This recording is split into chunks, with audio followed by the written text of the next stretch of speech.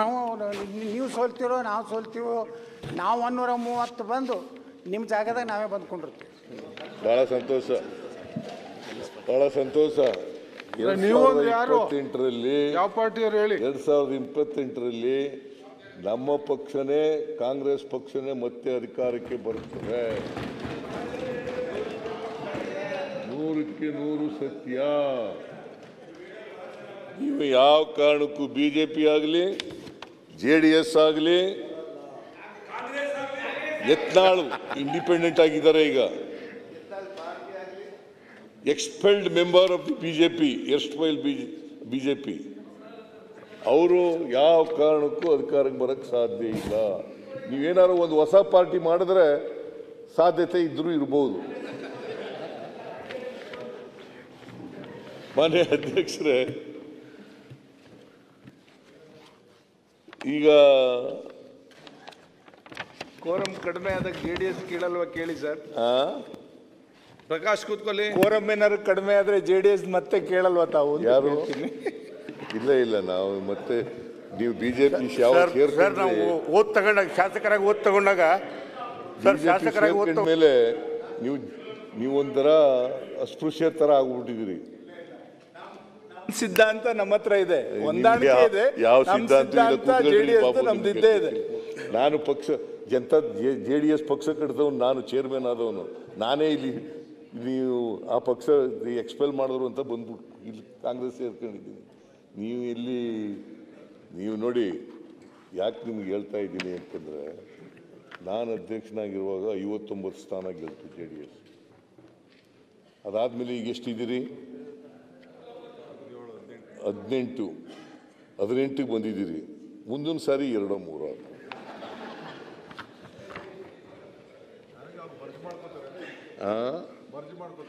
ಅದಾದರೂ ಆಗ್ಬೋದು, ಮರ್ಜ್ ಆದರೆ ಆಗ್ಬೋದು, ಬಿಜೆಪಿ ಜೊತೆ ಮರ್ಜ್ ಆದರೂ ಆಗ್ಬೋದು. ಇದು ಈಗ ಅಲಯನ್ಸ್ ಮಾಡ್ಕೊಂಡಿದ್ದೀರಿ. ಯಾಕಂತಂದರೆ ನಿಮ್ಮಲ್ಲಿ ಅನೇಕ ಜನ ಪಾಪ ಪಕ್ಷದಲ್ಲಿ ಉಳಿಬೇಕೋ ಬೇಡವೋ ಅಂತಕ್ಕಂಥ ಗೊಂದಲದಲ್ಲಿದ್ದರು. ಆ ಗೊಂದಲ ನಿವಾರಣೆ ಮಾಡೋಕ್ಕೋಸ್ಕರ ಅವ್ರ ಜೊತೆ ಸೇರ್ಕೊಂಡಿದ್ದೀರಿ. ಮರ್ಜ್ ಮಾಡ್ಕೊಳ್ಳಿ ಬಿಡಿ ಸುಮ್ಮನೆ. ಬಾಬು, ನೀನು ಸಲಹೆ ಮಾಡು ದೇವೇಗೌಡರಿಗೆ.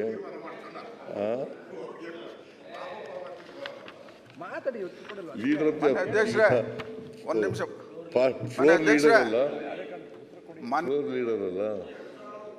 ಅಲ್ಲ.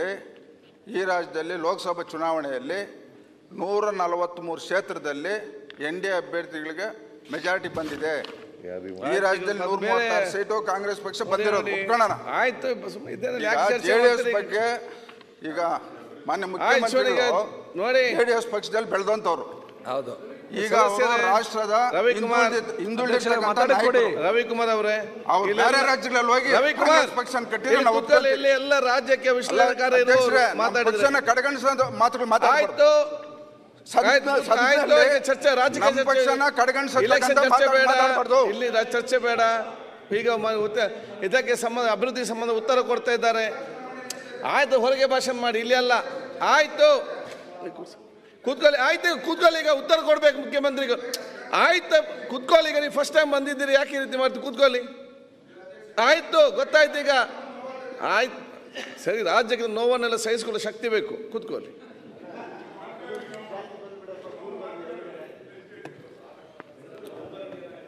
ಅಧ್ಯಕ್ಷರೇ, ಈಗ ಅಭಿವೃದ್ಧಿ ಬಗ್ಗೆ ಚರ್ಚೆ ನಡೀತಾ ಇದೆ. ಬೇಡ, ಈಗ ಸಿದ್ದರಾಮಣ್ಣವರು ಅದು ತಿರುಗ ಸುತ್ತಿಸ್ತಾವ್ರು ಊರೆಲ್ಲ. ನಾವು ಡೆವಲಪ್ಮೆಂಟ್ ದಯವಿಟ್ಟು ಬೇಡ.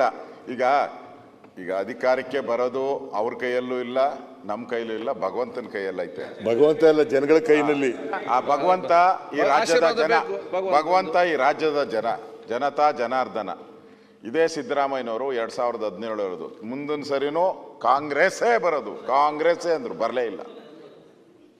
ಅದಕ್ಕೆ ಕಳೆದ 30 ವರ್ಷದ ಇತಿಹಾಸ ನೋಡಿ, ರಿಪೀಟೇ ಆಗಿಲ್ಲ, ಯಾರು ರಿಪೀಟ್ ಆಗಿಲ್ಲ. ಅದರಿಂದ ಯಾರು ಪರ್ಮನೆಂಟ್ ಅಲ್ಲ.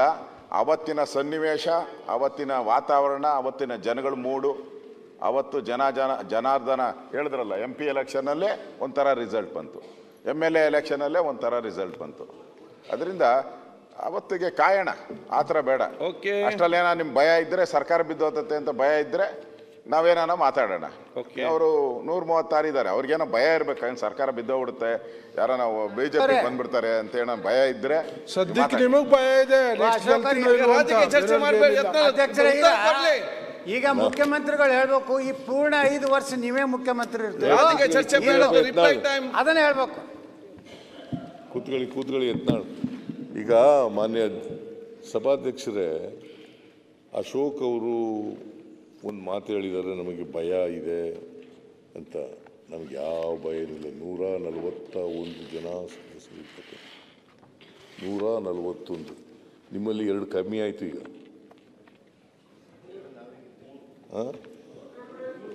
3 ಕಡಿಮೆ. ಅದು ನಿಮಗೆ ಆ ಭಯ ಇರಬೇಕು ಅಷ್ಟೇ ಸರ್.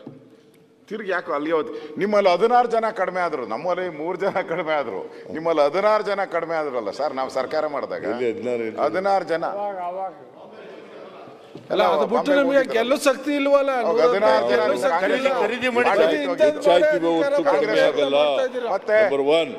ಮತ್ತೆ ರಾಜಣ್ಣ ಕ್ರಾಂತಿ ನವೆಂಬರ್ ಕ್ರಾಂತಿ ಅಂತಾನೆ ಅವ್ರೆ. ಈ ಪತ್ರಿಕೆಯವರು ಬಿಡಲ್ಲ. ಯಾಕೆ ನವೆಂಬರ್ ಅದೇನಾಗ್ತದೆ ನೋಡೋಣ. ನಾವು we are waiting for November. ಅಲ್ಲಿವರೆಗೂ ನಾವೇನು ಮಾತಾಡೋಣ. ಅಧ್ಯಕ್ಷರೇ, 11 ವರ್ಷಗಳ ಕಾಲ ಇವರು ಬಿಜೆಪಿಯವರು ಅಧಿಕಾರದಲ್ಲಿದ್ದರು.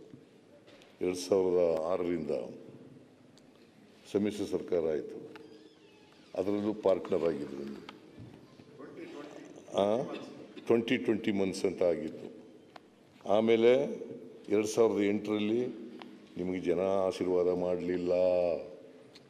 ಮಾಡಿದ್ರ 113 ಜನ ಗೆದ್ದರೆ ನೀವು ಗೆಲ್ಲಿಲ್ಲ. ಮತ್ತೆ 2018ರಲ್ಲಿ ಮತ್ತೆ ಜನ ಆಶೀರ್ವಾದ ಮಾಡಲಿಲ್ಲ. ಇವರು ಅಧಿಕಾರಕ್ಕೆ ಬಂದಿರೋದು ಆಪರೇಷನ್ ಕಮಲದ ಮೂಲಕ ಅಧಿಕಾರಕ್ಕೆ ಬಂದಿದ್ದಾರೆ ಹೊರತು ಜನರ ಆಶೀರ್ವಾದದಿಂದ ಅಧಿಕಾರಕ್ಕೆ ಬಂದಿಲ್ಲ, ಮುಂದೆನೂ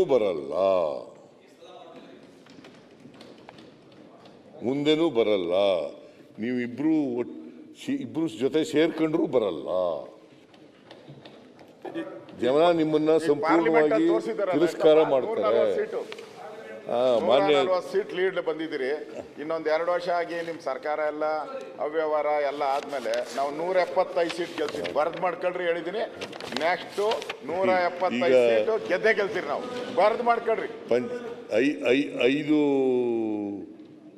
ಪಂಚಾಯತಿ ಪಟ್ಟಣ ಪಂಚಾಯತಿ ಎಲೆಕ್ಷನ್ ನಡೀತು. ಎಷ್ಟು ಗೆದ್ದಿರಿ ನೀವು? ಏನು ಗೆದ್ದಿಲ್ಲ ನೀವು. ನೀವು ಯಾವಾಗಲೂ ಯಡಿಯೂರಪ್ಪನವ್ರು ಮುಖ್ಯಮಂತ್ರಿ ಆಗಿದ್ದಾಗ ಎಲ್ಲ ಬೈ ಎಲೆಕ್ಷನ್ ನಾವೇ ಗೆದ್ದಿಲ್ಲ. ಗೆದ್ದಿಲ್ಲ. ಎಲ್ಲ ಬೈ ಎಲೆಕ್ಷನ್ ನಾವೇ ಗೆದ್ದವೆಲ್ಲ ನಾವೇ ಬಿಟ್ಟರೆ ಬೇರೆ ಕಡೆ ಎಲ್ಲೂ ಪಂಚಾಯತಿಗಳಲ್ಲಿ ಗೆದ್ದಿಲ್ಲ. ಅದರಿಂದ ನಾವು 3 ಬೈ ಎಲೆಕ್ಷನ್ ನಡೀತಲ್ಲಪ್ಪ. ಯಾಕೆ ನೀವು ಸೋತ್ರಿ? ಚನ್ನಪಟ್ಟಣ ಯಾಕೆ ಸೋತ್ರಿ? ಸಿಗ್ಗಾಂವ್ ಯಾಕೆ ಸೋತ್ರಿ? ಸೇಡಂ ಯಾಕೆ ಸೋತ್ರಿ? ಚನ್ನಪಟ್ಟಣ ಅಲ್ಲಿ ಗೆದ್ದಿದ್ದು ನೀವು, ಅಲ್ಲಿ ಸೋತ್ರಿ. 2 ಮಾಜಿ ಮುಖ್ಯಮಂತ್ರಿ ಕ್ಷೇತ್ರ ಅಲ್ಲಿ ಸೋತ್ರಿ. ಕರ್ಕೊಂಬಂದು ಯೋಗೇಶ್ವರ್ ಆಪರೇಷನ್ ಮಾಡಿ ಗೆದ್ದು ಅಂದ್ರೆ ಹೇಗೆ ಸರ್? ಆಯ್ತಪ್ಪ.